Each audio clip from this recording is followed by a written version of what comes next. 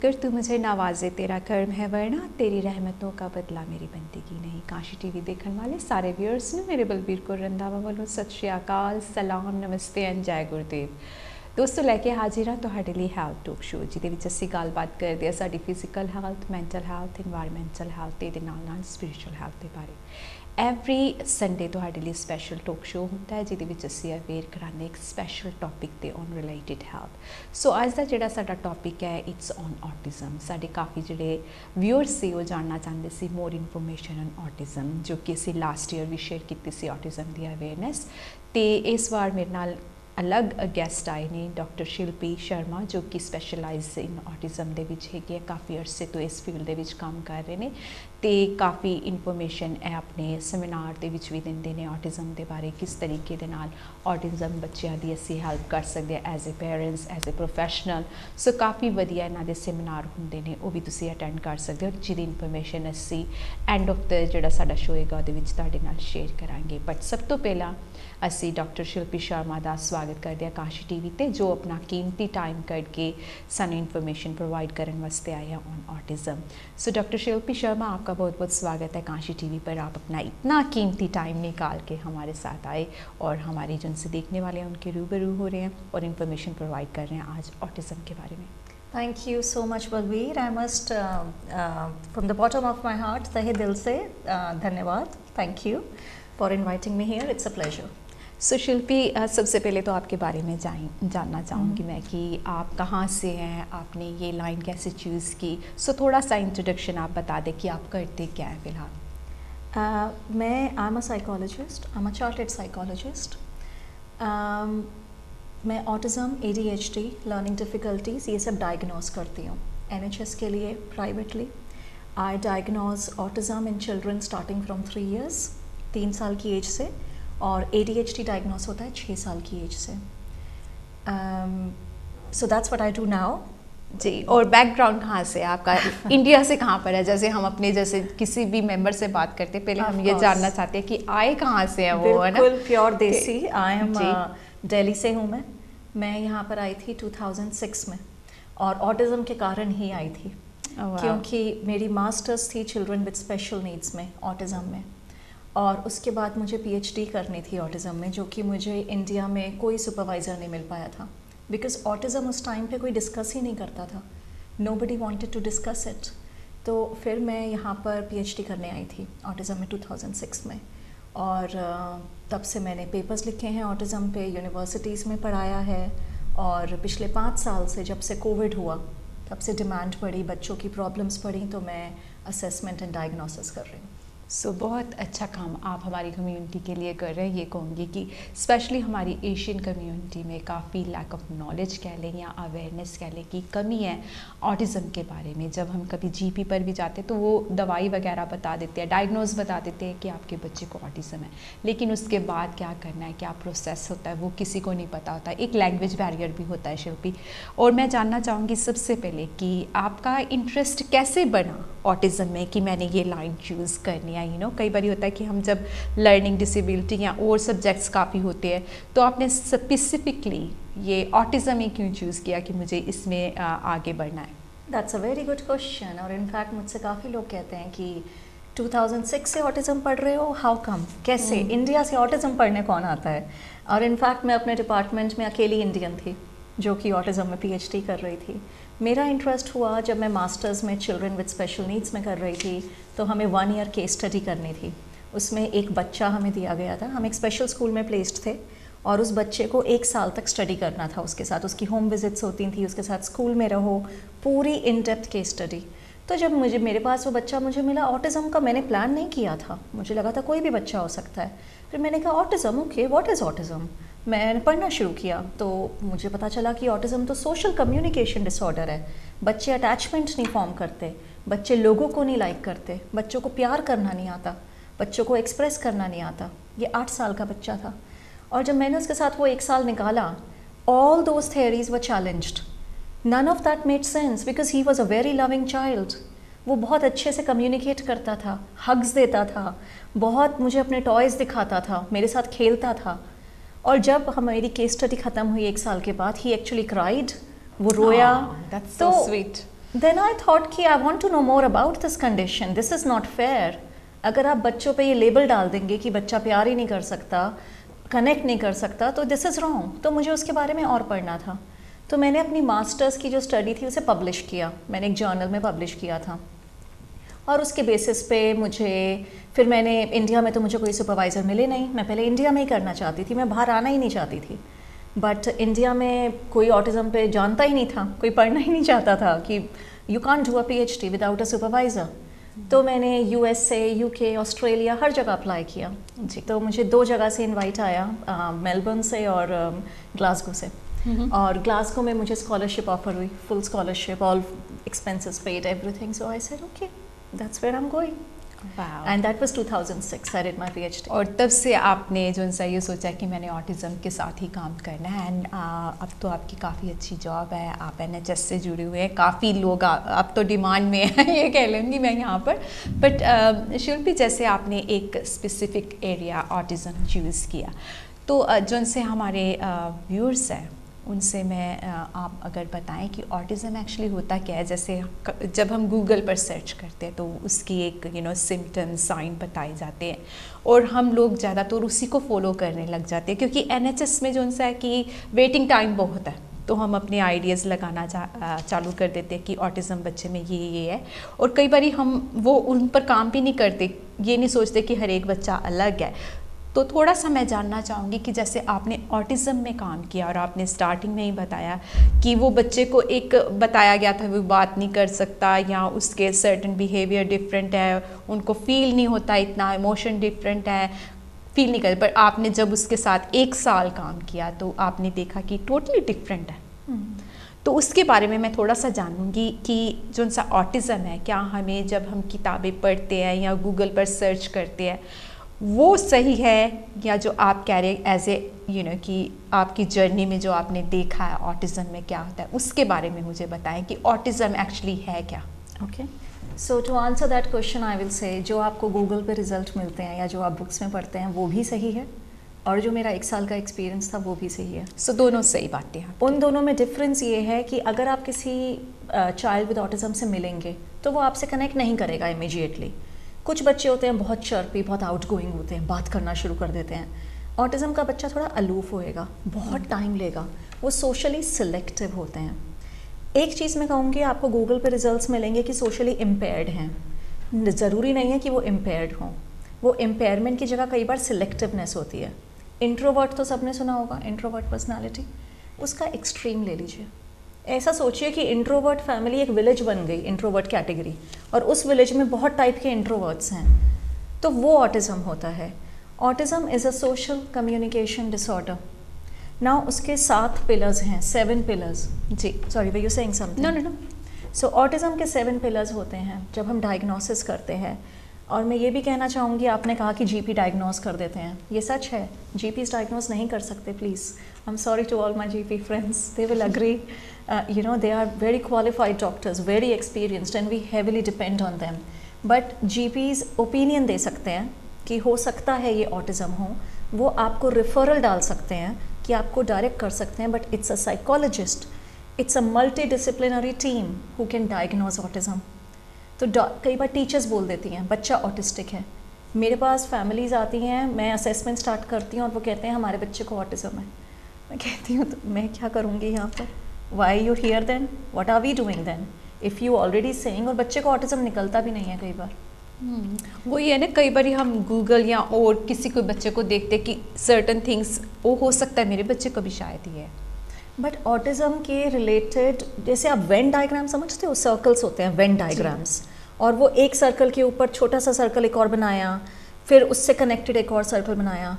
तो ऑटिज़म ऐसे एक सर्कल फैमिली का पार्ट है, और वो बहुत सारे सर्कल्स एक दूसरे के साथ ओवरलैप कर रहे हैं।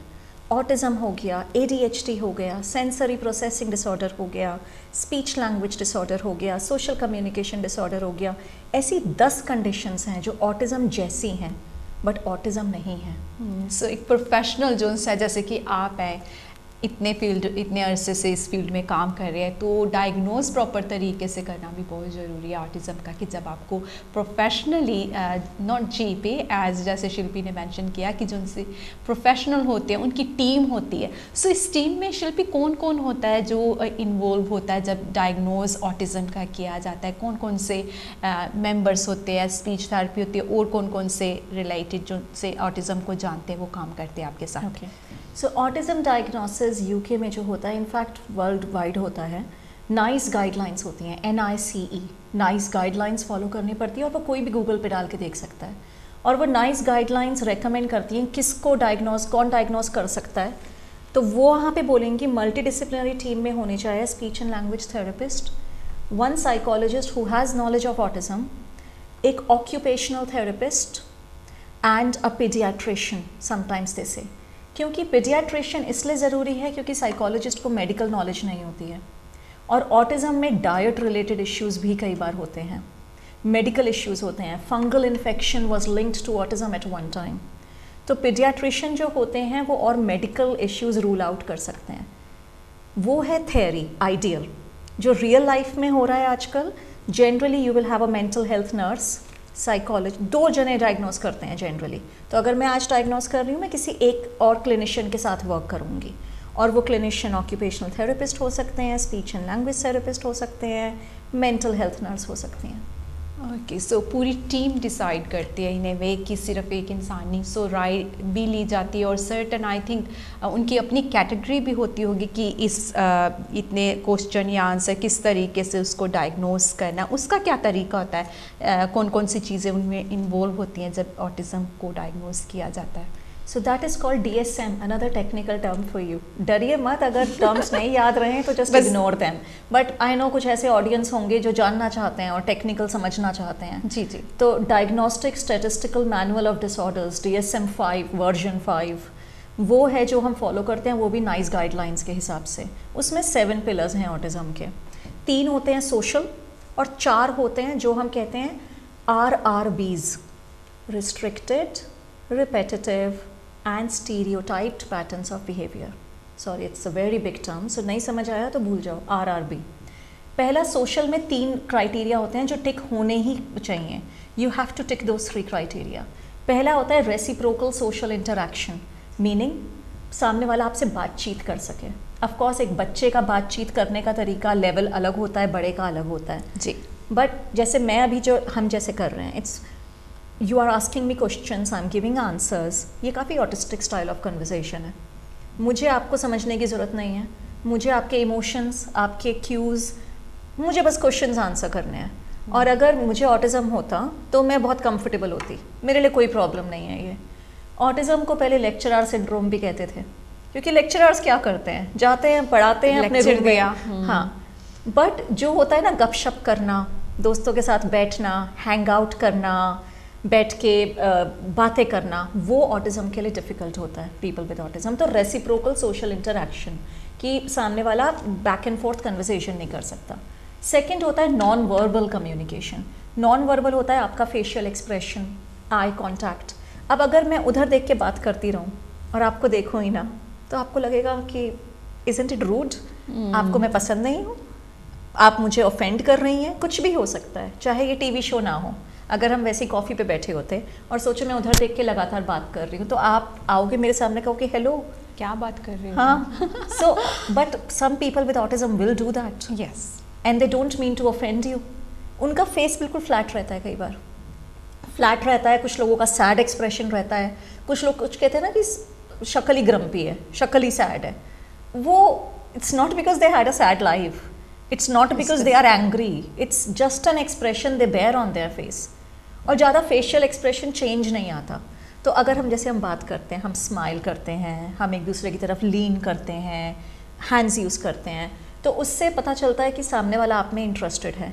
ऑटिज़म वाले ऐसे बैठेंगे, उधर देखेंगे, फेस बिल्कुल फ्लैट रहेगा, हाँ मैं गया था शादी में, ठीक था, या मिली थी, so and you will be like क्या चल रहा है? सो ये प्रॉब्लम होती है। थर्ड होता है रिलेशनशिप्स, और रिलेशनशिप्स हर लेवल के होते हैं। अब वो 1 साल की केस स्टडी वाला बच्चा is an interesting example here. उस बच्चे से मेरी बॉन्डिंग इसलिए हुई क्योंकि मैं लगातार as a trainee, as a student उससे इंटरेक्ट करने की कोशिश कर रही थी। मैं वो दीदी थी उसके लिए जो कि कंटिन्यूसली उसको खिला रही थी, उसे एंगेज कर रही थी, तो उसे ट्रस्ट डेवलप हुआ और उससे मुझे समझने की इतनी ज़रूरत नहीं थी क्योंकि I was 100% giving my self. तो रिलेशनशिप्स पीपल विद ऑटिज़म के लिए डिफ़िकल्ट होते हैं क्योंकि वो आपको इतनी जल्दी समझ नहीं सकते। तो दो टाइप के लोग होते हैं, या तो बिल्कुल अलूफ हो जाएंगे, रिलेशनशिप्स बनाएंगे ही नहीं, या कुछ लोग पीपल प्लीज़र बन जाते हैं, जैसे क्लाउन ऑफ द क्लास होता है, ज़बरदस्ती जोक्स मारेंगे, हंसाने की कोशिश करेंगे, आपको फेवर्स देंगे, आपको प्लीज़ करने की। तो रिलेशनशिप्स इक्वल लेवल पे मेंटेन करना उनके लिए डिफ़िकल्ट होता है। That's the social categories.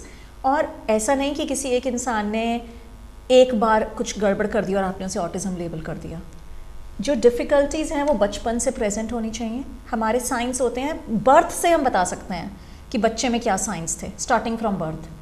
और किसी भी बिहेवियर को 6 महीने कम से कम लास्ट करना चाहिए और उसका इम्पैक्ट होना चाहिए। वी कॉल इम्पैक्ट होता है आपकी लाइफ में कुछ अफेक्ट कर रहा है। अगर आप ऑटिज़म का एक और जैसे लेक्चरर सिंड्रोम है, एंजीनियर्स का भी होता है। अब मेरी फैमिली में तो बहुत इंटरेस्टिंग था, मेरा हस्बैंड इंजीनियर, मैं लेक्चरर, तो very easily it was an autistic family. तो जब मेरे बच्चे हुए मुझे बहुत फोबिया था, आई वाज पैनिकिंग। मैं तो दिन रात बैठ के ऑटिज़म असेस करती रहती थी कि ऑटिज़म तो नहीं है, ऑटिज़म तो नहीं है, because we were a high risk family. So engineers का क्या होता है, वो मशीन्स के साथ वर्क करते हैं। उन्हें, मेरे हस्बैंड और मेरी डिस्कशन होती है, मैं उसे कहती हूँ emotions, he said what is a logic in it, I said emotions don't have logic. So उन्हें लॉजिक चाहिए, you know, like engineers. So अगर आप एक इंजीनियर हो, आपको लोगों से डील ही नहीं करना, आप तो मशीन के साथ वर्क कर रहे हो, तो आप सेटल हो, तो इम्पैक्ट लो है। मेरे पास केसेस आते हैं एडल्ट्स के जो कि फैक्ट्रीज में वर्क कर रहे हैं, अपनी पूरी लाइफ वो कहेंगे 10 साल से हम वेयर हाउस में थे, हम खाली डब्बों से डील करते थे, स्टॉक से भी वो फाइन, अब हमें टिल पे लगा दिया, and that led to panic attacks, anxiety attacks, and then they come for diagnosis. तो ये 3 सोशल हैं। RRBs में होते हैं, रिपीटेटिव होते हैं, लोग बोलते सेम चीज़ बार बार है, टॉयज़ को लाइन अप करेंगे बचपन में। एकोलेलिया होता है, बच्चा कई बार होता है, आप उसे कुछ बोलो ये करो, बच्चा बोलेगा ये करो, ये एकोलेलिया। तो ये साइंस होते हैं। फिर रेजिस्टेंस टू चेंज होती है, उन्हें चेंज नहीं पसंद, उन्हें स्ट्रक्चर चाहिए, रूटीन चाहिए, उन्हें हर चीज़ बहुत प्रॉपरली चाहिए। मेरा ये कप है तो मेरा ये कप है। अब प्लीज़ अपने फैमिली में don't put people on the spot जिनको खाली रूटीन होने से ऑटिज़म नहीं हो जाता। और दो और चीज़ें, I agree with you absolutely. और 2 और चीज़ें ऑटिज़म में होती हैं, ऑब्सेशंस होती हैं, फिक्सेटेड इंटरेस्ट। अगेन हम सब की हॉबीज़ होती हैं, हम सब की अपनी लाइकिंग्स होती हैं, बट ऑटिज़म के बच्चों को इतनी स्ट्रॉन्ग ऑब्सेशंस हो जाती हैं कि वो अनयूजुअल ऑब्सेशन भी हो सकती है। मेरे पास, मतलब I love my job because ऐसे इंटरेस्टिंग केसेस आते हैं। एक बच्चे को इंटरेस्ट था कि हैन की नेक घूम सकती है या नहीं घूम सकती है, कौन से स्पीशीज़ है जो कि नेक 360 डिग्री रोटेट कर सकते हैं, 360 डिग्री नहीं तो 100 डिग्री कौन रोटेट कर सकता है, कुछ भी ऑब्सेशन हो सकती है। आई हैव हैड केसेस, बच्चा 4 साल का है, बोल नहीं सकता, खाली मम्मा, डैडा, मिल्क, फूड ये बोल सकता है, बट डायनासोर के बड़े बड़े नाम, tyrannosaurus and rex, I can't pronounce those, they can pronounce. So obsessive हो जाते हैं, और वो ऑब्सेशन कुछ टाइम के लिए लास्ट करती है और फिर चेंज हो जाती है। तो पेरेंट्स विल कंप्लेन कि स्पाइडरमैन में इंटरेस्ट था, हमने 1000 पाउंड्स खर्च दिए, पूरा रूम डेकोरेट कर दिया स्पाइडरमैन का, सारे टॉयज ला दिए, and now he wants Hulk और ही वांट्स डिज्नी। और फाइनली होता है sensory, which is a very very very big That's deal a in very autism. big area, Very big Shilpi, area. for especially autism के लिए। इसके बारे में मैं चाहूँगी थोड़ा सा डिटेल में आप सेंसरी के बारे में बताएं, क्योंकि कई बार सर्टन जो सी रिस्ट्रिक्शन बच्चे की होती हैं वो सेंसरी की भी हो सकती है। Absolutely, sensory is a huge issue, not only in people with autism and people with ADHD and other neurodiverse conditions as well. और सेंसरी प्रोसेसिंग डिसऑर्डर अपने आप में एक डिसऑर्डर है जो कि स्टैंड अलोन होता है, और ऑटिज़म में ज़रूरी नहीं है उस बच्चे को ऑटिज़म भी हो। जब हम सेंसेस कहते हैं, ले लैंग्वेज में हमें 5 सेंसेस पता थी, touch, hearing, vision, smell, taste, ये सेंसेस होती हैं, बट इनफैक्ट 7 to 9 सेंसेस होती हैं। सेंसेस और भी होती हैं, एक होती है वेस्टिब्यूलर, बॉडी बैलेंस, आपको बॉडी अवेयरनेस, क्लमजी होते हैं लोग, कुछ लोग आर वेरी एक्सीडेंट प्रोन, हर वक्त चीज़ें गिराते हैं, जैसे कहते हैं ना कि it's like buttery fingers, you are always dropping things. अब उसमें बहुत फाइन लाइन है, वो ऑटिज्म ADHD का बहुत ह्यूज ओवरलैप है, तो वो थोड़ा सा उधर लीन कर जाता है। फिर होता है ब्लड, थोड़ा interoception, pain and blood pressure apply करना। कुछ लोगों को पसंद होता है pressure, like if you massage it, like acupuncture वगैरह, जी जी, कुछ लोग अप्लाई करते हैं, तो वो रिलीविंग होती है। और काफ़ी बच्चे ऑटिज्म के जो नहीं सो पाते हैं, और काफ़ी फैमिलीज होंगी जिनके बच्चे नहीं सो पाते हैं, वेटेड ब्लैंकेट आते हैं, वो एक्सप्लोर कीजिए। कुछ बच्चों को टाइट हग्स पसंद होते हैं, वो कहते हैं टाइट कटल दो हमें, और वो आपको भी बहुत टाइट करते हैं, तो वो भी एक सेंसरी नीड है। तो इस तरह की सेंसरी नीड्स होती हैं। अब सेंसरी नीड्स में 2 टाइप होते हैं, या तो आप सेंसरी सीकिंग हो सकते हो, मीनिंग आपको साउंड्स पसंद हैं, आपको लाउड साउंड चाहिए। कुछ बच्चे कहते हैं कि उन्हें पढ़ाई करने के लिए पीछे म्यूज़िक चाहिए, वाइट नॉइज़, कुछ बच्चे सोते हैं वाइट नॉइज़ चलाकर, तो सेंसरी सीकिंग हो सकते हो, या आप सेंसरी एवर्सिव हो सकते हो, मीनिंग उसको अवॉइड करना। तो 2 तरीके के। तो फॉर एग्जाम्पल साउंड्स नहीं पसंद, अब आप जैसे ये कहना, 1 second, this one, for example this, अब अगर ये पेपर मैंने ऐसे किया, साउंड हुआ कुछ? Not really. अगर कोई बच्चा विद ऑटिज्म होता जिसको ये सेंसिटिविटी थी, सबको नहीं होगी, उसके लिए ये पेज टर्निंग आवाज़ इतना हेडेक दे सकती है उसे, it can be a screeching sound in his head and it can make him so uncomfortable, और वो क्लास में फिर या तो रॉक करेगा, मूव करेगा, या उठ के भागने की कोशिश करेगा, या ऐसे हाथ रख लेगा, और टीचर कहेगी तुम क्या कर रहे हो, तुम पढ़ नहीं रहे हो, तुम ध्यान नहीं दे रहे हो, तुम नॉटी हो। बट वो बच्चा बता नहीं पाएगा कि क्या साउंड था। बैग में से बुक्स निकालने का रसलिंग साउंड, दैट कोई भी साउंड, ब्रीदिंग साउंड, कुछ बच्चे कहते हैं उन्हें ब्रीदिंग साउंड्स तक फील होते हैं, दे कांट टॉलरेट इट। ये हेयर ऐसे पीछे करना, कुछ भी, इट कैन बी, जब मैं छोटी थी मुझे वो चौक से लिखते थे बोर्ड पर, वो नेल वो मुझे भी नहीं पसंद बिल्कुल, still I don't like like that was an annoying sound, so ऐसे ऑटिस्टिक ट्रेट्स हो सकते हैं लोगों में, बट वो भी एक सेंसरी नीड थी।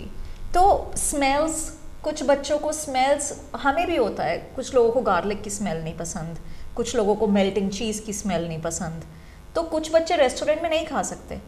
अब पेरेंट्स कहेंगे इन्हें बाहर जाना नहीं पसंद, ऐसा भी तो हो सकता है उसको स्मेल्स नहीं पसंद, रेस्टोरेंट में सेंसरी की वजह से है। तो sensory is a very very huge issue, you need to understand. Light होती है, फिर खाना एशियन हाउस होल्ड्स में तो बहुत बड़ी चीज़ होती है, खाना is like, I agree with you, yes. I pity children, I mean I pity my own children sometimes, I have learned to listen to them over time। तो कुछ ऑटिज्म बच्चों को क्या होता है कि हम, जैसे हमारा तो करी, रनिंग करीज होती हैं, हम मिक्स करके खाना खाते हैं, दाल चावल हो गए, कुछ भी, बच्चों को नहीं, वो विजुअल होता है, उनको अलग अलग चाहिए, सेपरेटेड। अगर दाल चावल मिक्स्ड हैं, they will feel like puking, उनको विजुअली बहुत स्ट्रेस हो जाता है, they can't stand that sight. Just need to remove your hair.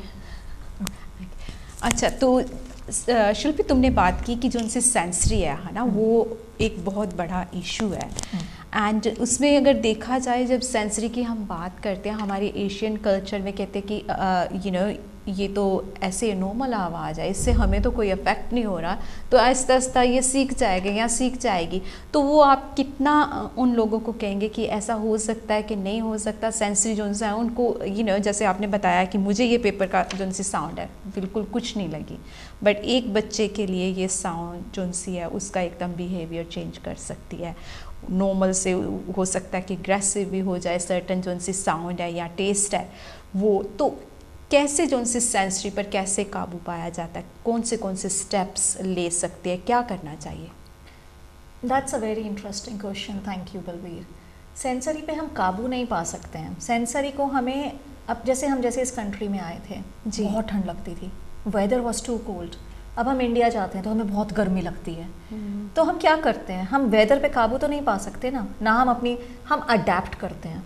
हम क्या करेंगे, गर्मी है तो हम एसी चलाएंगे, या बाहर सड़कों वाली मार्केट पे नहीं जाएंगे, एसी मॉल्स में जाएंगे। यहाँ आते थे तो मोटी मोटी जैकेट्स पहनते थे, लेस पहनते थे। ऐसे ही सेंसरी नीड्स के लिए स्पेशल इक्विपमेंट होते हैं। तो अगर जैसे ये पेपर की आवाज़ है, अब क्लासरूम में पेपर की तो आवाज़ होएगी ना, वो तो आप कुछ नहीं क्योंकि कितने बच्चे हैं वो तो होएगी। ऐसे। और जी। क्लासरूम में और बहुत, you can't ask people to stop breathing, लोग सांस भी लेंगे। जी। तो ईयर डिफेंडर्स होते हैं।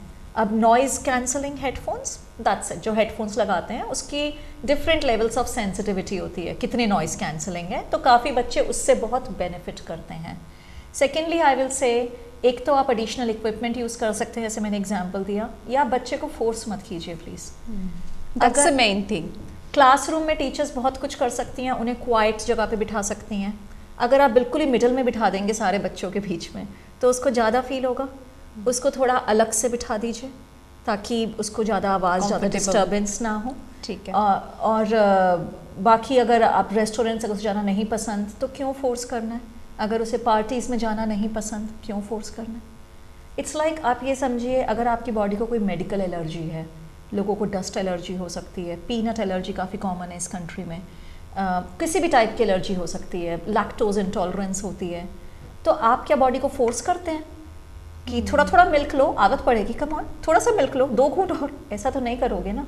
तो मेडिकली जब इतनी एक्सेप्टेंस है, हम एकदम से स्टेप्स ले लेते हैं। किसी को डायबिटीज़ हो गया तो उसकी शुगर कट कर देते हैं।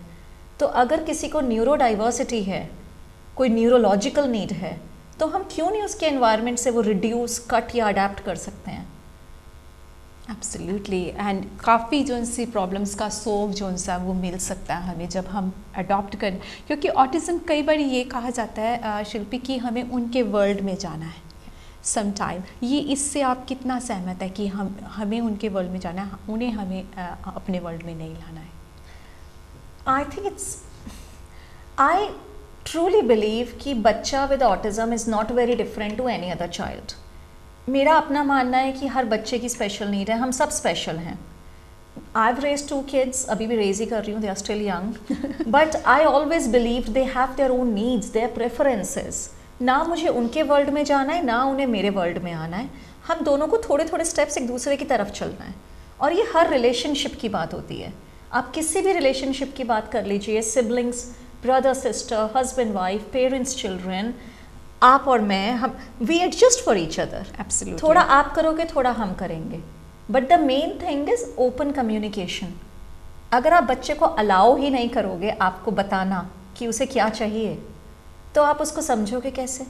अगर आप ये अज्यूम करके चलोगे हमें पता है सब, हम बड़े हैं, we know, then you haven't left any scope. हर बच्चा, कुछ बच्चे होते हैं, ट्रू, मैं भी देखती हूँ अपने फ्रेंड सर्कल में, कुछ बच्चे बहुत अडेप्टेबल होते हैं, बट ये मुझे मेरे बच्चों ने सिखाया कि mummy, just because you think it's the right way to do, it doesn't make it right for us. तो हम आप दोनों को सीखना है। अपने बच्चे का सुनिए, ना आपको उनके वर्ल्ड में घुसने की ज़रूरत है, ना उनको आपके वर्ल्ड में घुसने की ज़रूरत है। अल्टीमेटली आपने बर्थ दिया बच्चे को, you wanted to be a parent, but please उसको वॉइस दीजिए। उसको, अगर आप चाहते हो कि आगे जाके वो लोगों से दबे ना या अपने रिलेशनशिप्स में इक्वल रहे, तो उसको घर पे वो ट्रेनिंग दीजिए। आप उसे घर पे भी मत दबाइए, बट थोड़े से ग्राउंड रूल्स तो होते हैं। आप ग्राउंड रूल्स बनाइए फैमिली के कि ये रूल्स हैं, ये तो हमें करना पड़ेगा। अब अगर आपको कड़ी चावल नहीं पसंद या जो भी, तो ठीक है, हम अलग अलग पोर्शन सेपरेट कर देंगे, but there are some things you have to. Absolutely. ये आपने बहुत अच्छी तरह शिल्पी एक्सप्लेन किया।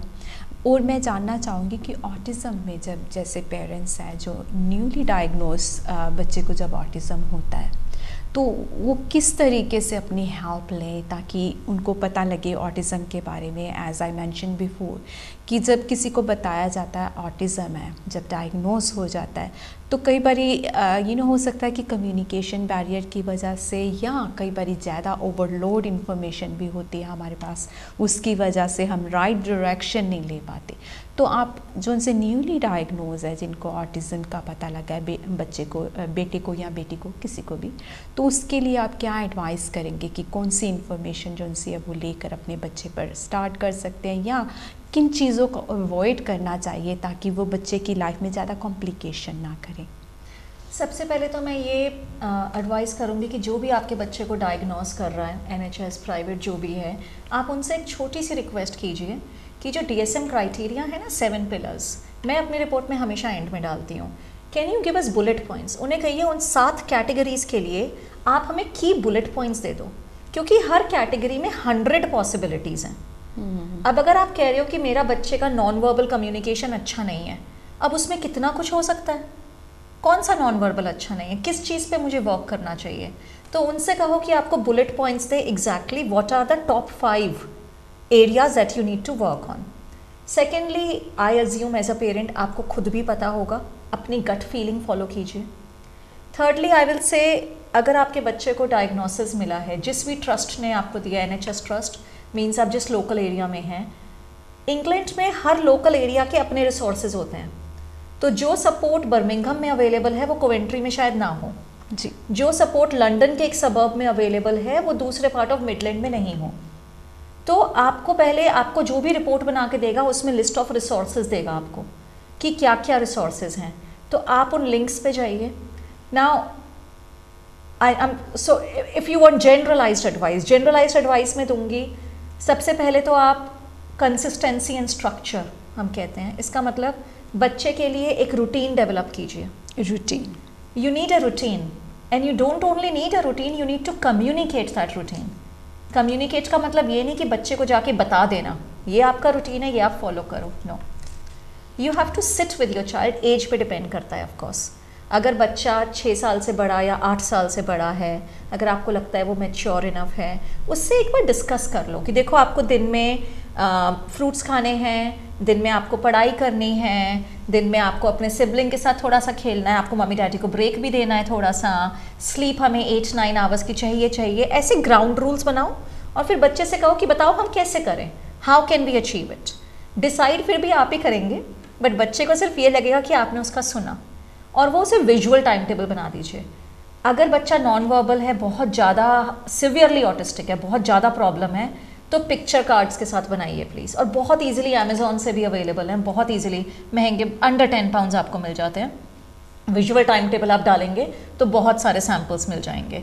उसमें आप टूथब्रशिंग का टाइम, टूथब्रशिंग की फ़ोटो लगा के toothbrushing time, breakfast time, lunch time, reading time, maths time, play time, ऐसे बना दीजिए और वो फॉलो कीजिए। 21 डेज तक कंसिस्टेंटली फॉलो कीजिए। और सबसे अच्छी बात है अभी समर हॉलीडेज आ रही हैं, विद इन अ वीक, एक हफ्ते के बाद बच्चों की छुट्टियां हो रही हैं। एब्सोल्युटली, आपके पास 40 डेज होंगे, 21 डेज नहीं होंगे। आप 21 डेज के लिए वो फॉलो कीजिए। It takes 21 days psychologically to form a habit. ये ऑटिस्टिक फैक्ट नहीं है, ये ह्यूमन साइकोलॉजी फैक्ट है। ठीक है, तो आप खुद को, आपको पीस ऑफ माइंड मिलेगी और बच्चे को। But before you make that, you need to make sure that you agree with that time table and you are happy with it. So consistency and structure हो गया। सेकेंडली, उसकी जो भी sensory need है, you need to understand your child sensory need. अगर उसे कोई specific sounds से प्रॉब्लम है तो उसको हेडफोन्स, नॉइज़ ब्लॉकिंग हेडफोन्स ला के दीजिए। अगर उसे लाइट से, ब्राइट लाइट से प्रॉब्लम है तो आप उसका अरेंज कीजिए, ब्लैकआउट ब्लाइंड्स लगा दीजिए उसके रूम में। फोर्स मत कीजिए, you need vitamin D, you need light, vitamin D supplements दे दो, what's the big deal, you know. अगर उसको खाने में किसी पर्टिकुलर फ्लेवर से प्रॉब्लम है तो प्लीज़ रेसिपी अडेप्ट कीजिए, कुछ ऑल्टरनेटिव दीजिए, you know. So depending on the sensory need, you need to take into account, you need to take into account structure and routine. Third, उसकी जो भी obsession है, आपके बच्चे का कोई फिक्सेटेड इंटरेस्ट होगा, चाहे वो कार्स हैं, बारबी है, डायनासोर हैं, कोई अनयूजुअल हिस्ट्री में इंटरेस्ट है, ज्योग्राफी में इंटरेस्ट है, तो और मैथ, कुछ भी हो सकता है, आप उसमें फोकस कीजिए। That is the key to your child's world. So जिसमें वो इंटरेस्ट है बेसिकली, चाहे वो ऑनलाइन गेमिंग ही क्यों ना हो, ठीक है, आप उसको वो ट्रस्ट डेवलप कराइए कि we want you to be happy, if you want it you do it, but there is a limit. आप वो लिमिट उसको कम्युनिकेट कीजिए। अगर बच्चा टैंट्रम थ्रो करता है, अपसेट होता है, दैट्स नॉट फेयर। मेरे बच्चे भी कई बार करते हैं, when I give them ground rules, I just let it be. आप उसे नेगेटिव अटेंशन बिल्कुल मत दीजिए। आप कहिए this is the rule, I have written it down, take your time to process it. मैं उन्हें अकेला छोड़ देती हूँ and I get on with my jobs. फिर आधे घंटे बाद आके वो खुद कहते हैं, okay mummy, here is the deal, it is fine but change it this much. So these are the main things. बाकी सोशली उसको प्लीज़ फोर्स मत कीजिए। अब ऑटिज़म में सोशली या तो बच्चे का मन करता है सोशलाइज करने का या नहीं करता है। वो आपको समझना पड़ेगा आपके बच्चे को किस टाइप का ऑटिज्म है।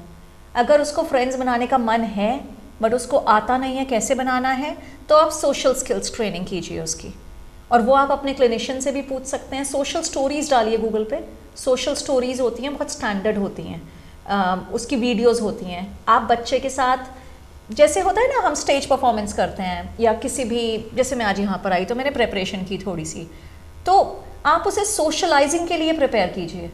उसे कहो कि मिरर में खड़े होकर प्रैक्टिस कर अपने facial expressions, how to smile, how to look relaxed, तो उसको एम्बैरेसमेंट ना हो, don't attach shame to it. उसे कहो इट्स ओके। हम क्यों सोशल स्किल्स को फॉर ग्रांटेड लेते हैं?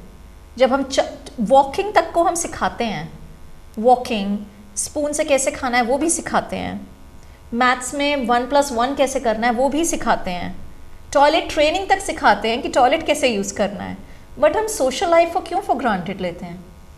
Which we never thought sometime, isn't it? कभी सोचते नहीं हम इस बट सोचिए, आप उस बच्चे की, अगर उसको फ्रेंड्स बनाना पसंद है तो उसकी हेल्प कीजिए, and you can help him maybe by उसके स्कूल के फ्रेंड्स की मॉम से कनेक्ट कीजिए, टीचर से पूछिए, कोई बच्चा है जो कि लोनली है, who is looking for a friend, can I help them.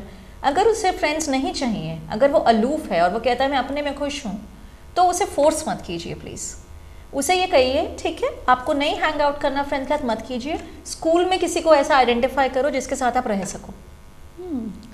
There is a way to do everything. अगर सोशलाइज करना है तो भी, नहीं करना तो भी है। और एशियन कल्चर में तो हमारी इतनी पार्टीज, इतने मीटअप्स होते हैं। प्लीज़ अगर आपके बच्चे को नहीं मन, उसे मत फोर्स कीजिए।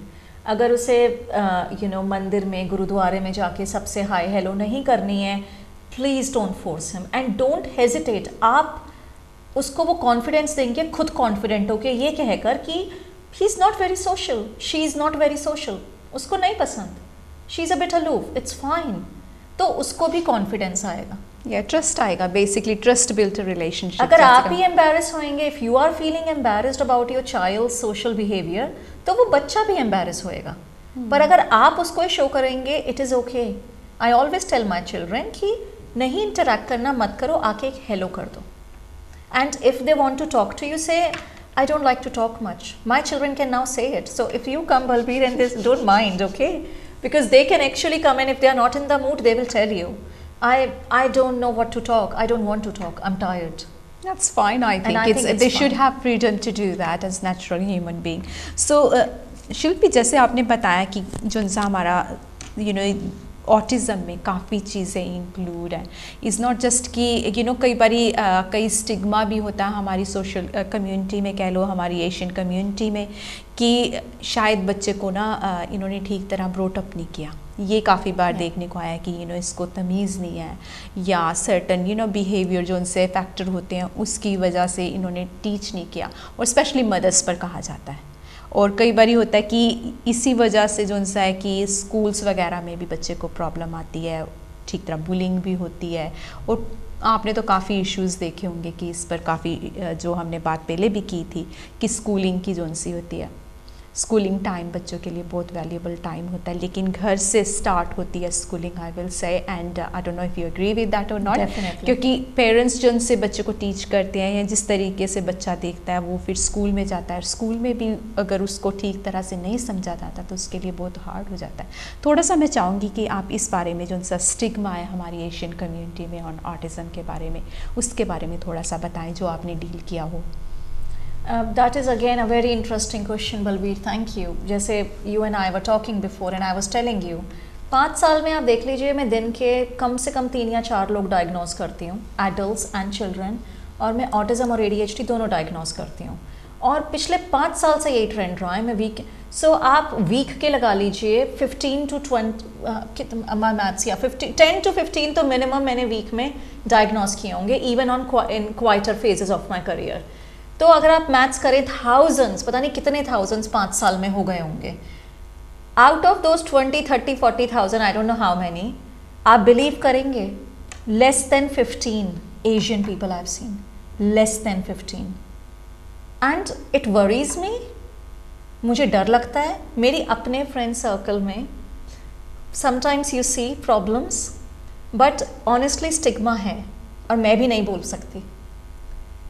वो कई, how do I put it in words, Asian society में हमें लगता है कि ऑटिज़म एक डिसेबिलिटी है। सबसे पहले तो ये चीज़ आप बिल्कुल भूल जाइए, it is not a disability. Autism is a different way of being. बच्चों की प्रेफरेंसेस डिफरेंट होती है। ऑटिज़म वाले बच्चे बड़े होकर बहुत सक्सेसफुल बन सकते हैं। They can get very nice jobs, they can get married, they can fall in love, they can have children and they can be very very rich and turn into millionaires as well. So सबसे पहला तो वहाँ पे stigma and होता है कि ये समझने की बहुत ज़रूरत है। Of course अगर ऑटिज़म के साथ कॉग्निटिव इम्पेयरमेंट है, मेंटल रिटार्डेशन, कि उनका IQ बहुत लो है या उनको स्टिमिंग है और बहुत सारे इश्यूज हो सकते हैं जो कि उनकी रोक सकता है उनकी प्रोग्रेस, वो फिर अलग बात है। बट हाई फंक्शनिंग ऑटिज़म होता है जहाँ पे खाली सोशल इश्यूज हैं, तो वो स्टिग्मा सबसे पहले हमें हटाना पड़ेगा। अगर आप बच्चे को असेस नहीं कराएंगे तो आप उसको कभी हेल्प नहीं करवा पाएंगे। इंडिया, पाकिस्तान, एशियन कंट्रीज़ में ऑटिज़म जैसी कंडीशंस ऐसे ही निकल जाती हैं क्योंकि वहाँ पे इतना लोग मिल के रहते हैं, दे एम्ब्रेस यू। आप स्कूल का एग्जाम्पल लीजिए, वहाँ पे इतनी बाइयाँ कहते हैं, मेड्स कहते हैं, जो भी होती हैं, they are so many on stand by. कोई बच्चा नहीं बोल रहा, उसे गोदी में लेके बैठ जाएंगी, उसको प्यार से एम्ब्रेस करेंगे, उसको इंक्लूड कर लेते हैं, तो उसका सोशल कॉन्फिडेंस बढ़ जाता है। तो इंडिया में विदाउट डायग्नोसिस चल जाता है। That's so true. High functioning specially, अगर बच्चा बोलना शुरू कर ले और उसको कोई और मेंटल रिटार्डेशन नहीं है तो इंडिया में ज़रूरत नहीं होती। बट यहाँ पे इस कंट्री में it's a very cold country, emotionally भी और वेदर वाइज भी, और बच्चों के लिए बहुत हार्ड है। It's like a military discipline they have in school. उनके पास रूल्स होते हैं और उन्हें फॉलो करने पड़ते हैं, चाहे उनका मन है या नहीं है, जो भी उन्हें करना पड़ेगा। उनको कोई एम्ब्रेस नहीं करता, उन्हें कोई गोदी में नहीं बिठाता अपनी, उन्हें कोई हग नहीं करेगा। तो यहाँ पे बच्चों को सोशल एक्सपोजर नहीं मिल पाता है। और फिर अगर आपकी फैमिली नहीं है, ग्रैंड पेरेंट्स नहीं हैं, सबका इतना सोशल सर्कल नहीं होता, तो अगर आप बच्चे को डायग्नोज नहीं कराएंगे तो वो स्कूल में नहीं कोप कर पाएगा। डायग्नोसिस से क्या होता है, अगर आप NHS डायग्नोसिस लेते हैं, स्कूल्स को फंडिंग मिलती है जी, और उसके थ्रू वो एक्स्ट्रा TA हायर कर सकते हैं, बच्चे को 1-to-1 हेल्प दे सकते हैं, उसको सेंसरी रूम एक्सेस दे सकते हैं। बहुत चीज़ें हैं जो टीचर्स करेंगी जो कि वो डायग्नोसिस के बिना नहीं करेंगी। जैसे कहते हैं ना, लकीर के फ़कीर, यहाँ पे काफ़ी वो सिस्टम है। They are very bureaucratic people, they go by the book. अगर आपके पास डायग्नोसिस नहीं है तो आपको कोई हेल्प नहीं मिलेगी, चाहे सामने लाउड एंड क्लियर है। सो डायग्नोज बहुत ज़रूरी है, बहुत स्पेशली ज़रूरी यूके में तो डेफिनेटली, बिकॉज उससे ही आपको जो उनसे स्कूल असिस्टेंट या जो उनसे एक्स्ट्रा हेल्प जो उनसे प्रोवाइड की जाएगी, या स्पीच थेरेपी, और आगे भी जो उनसे स्कूल में, चाहे वो फर्स्ट उनका स्कूल नर्सरी है, नर्सरी टू आगे जो प्रोग्रेस उन्होंने करना, जूनियर में जाना है, या फिर GCSE वगैरह करनी है, तो उसमें तो मदद तो चाहिए होगी। मैं एक बुलिंग पे भी बात बोलना चाहती हूँ, because that is a topic, it is very close to my heart and it breaks my heart every single day, because I can tell you every day 1 out of 2 children I see are severely bullied. कुछ बच्चे छोटी छोटी classes से 5 years की age से 6 years की age से बुली हो रहे हैं। बच्चे रोते हैं। Imagine I am seeing a child and he starts crying कि can you please end it, I don't want to go to school, nobody likes me, I will never have a friend. और उसके ऊपर फिर mums रोती हैं और फिर mums कहती हैं no you have to have friends, you can make. The point is, अगर आप बच्चे को घर पे वो कॉन्फिडेंस नहीं दोगे, बच्चा क्या है, अपने आप को फोर्स कर रहा है कि मुझे फ्रेंडशिप करनी है, मुझे बच्चों से बात करनी है।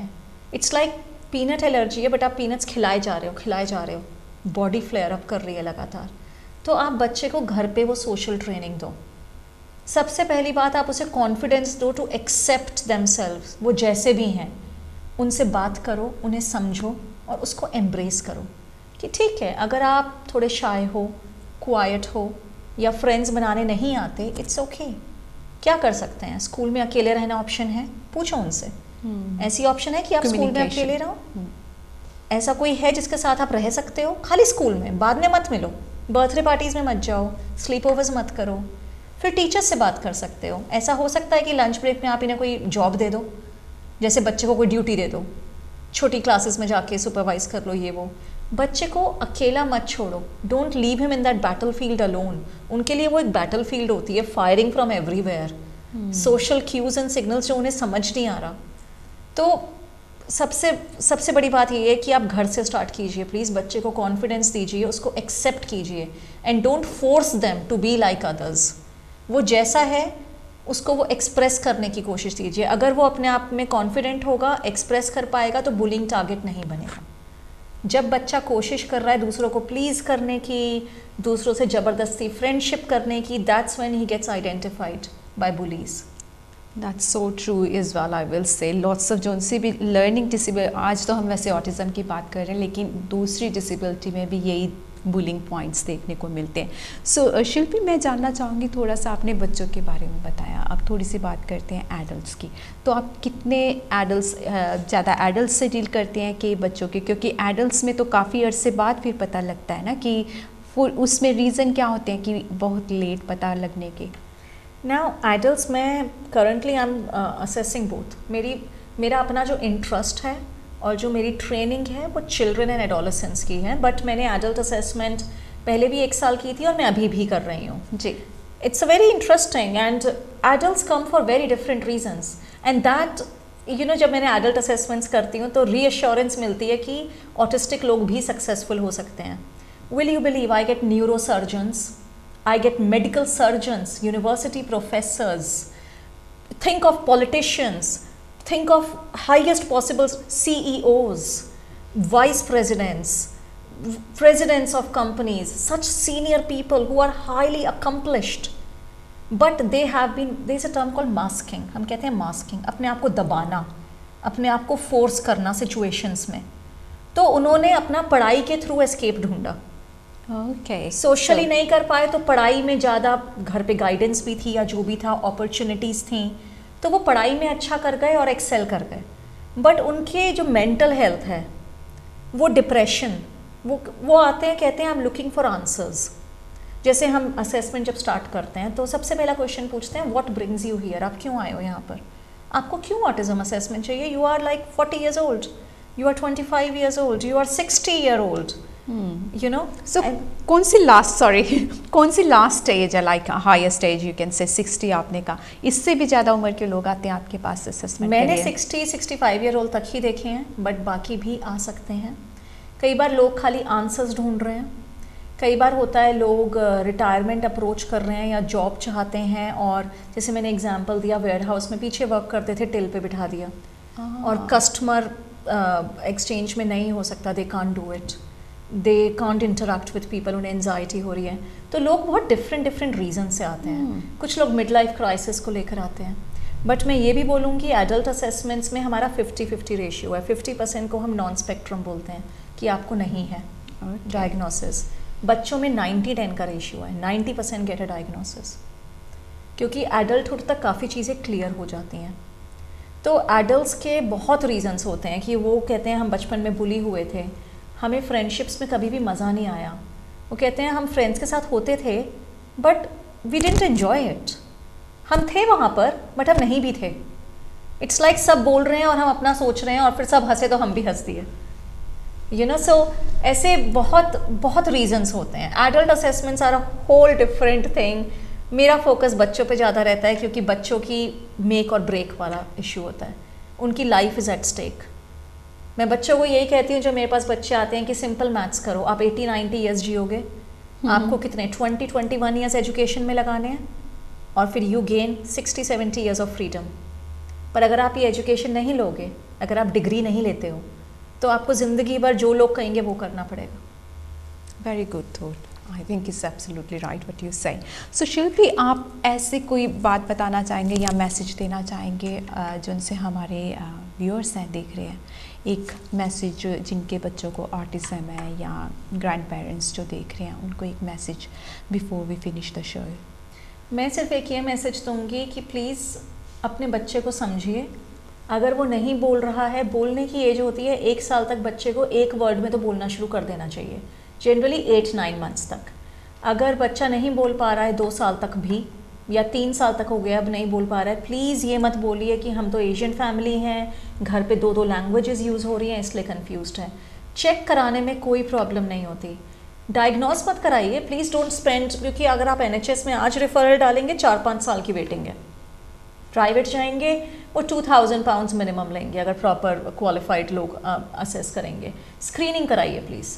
स्क्रीनिंग होती है कि कंसल्टेशन होती है साइकोलॉजिस्ट से, डॉक्टर से, वो आपसे पूरी हिस्ट्री लेंगे। बच्चा चाहे 15 साल का है, 5 साल का है, स्टार्टिंग फ्रॉम बर्थ वो एक एक चीज़ पूछेंगे। बच्चा पीकाबू खेलता था, बच्चा हाथ आगे बढ़ा के आपको जब बेबी होता है, बेबी कैसे इंटरेक्ट करता है, वो अपने हाथ ऐसे बढ़ाते हैं पिक मी अप, या बेबी चाहता ही नहीं था कभी पिकअप होना, इस टाइप के क्वेश्चंस। तो उससे आपको ये पता चलेगा कि मे बी ऑटिज़म नहीं है, ऑटिज़म जैसी कोई और कंडीशन है, ऑटिज़म जैसे बहुत चीज़ें होती हैं और आप प्रिवेंट कर सकते हैं।